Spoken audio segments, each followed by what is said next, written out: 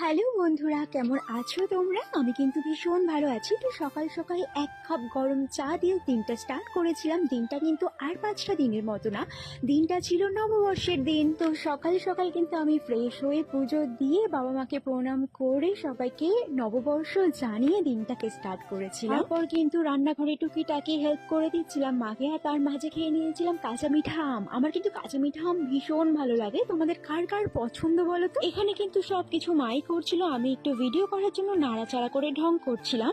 আরে হ্যাঁ হ্যাঁ, তোমাদের তো মেনুটা বলাই হয়নি। আজকে কিন্তু হচ্ছে মাটন বিরিয়ানি আর মাটন চা। সত্যি কথা বলতে, যবে থেকে মা নিজে হাতে রেডি করে বাড়িতে সমস্ত কিছু, তবে থেকে কিন্তু আমি বাইরের খাবারের থেকে বাড়ির খাবারই বেশি ভালো লাগে। আর তার সাথে ছিল আমের চাটনি আর পাঁপড়। তো আজকের লাঞ্চটা কিন্তু পুরো জমে গেছিল। আর তোমরা নববর্ষে কে কি খেলে অবশ্যই কিন্তু কমেন্ট করে জানিও। তো আজকের মতন টাটা।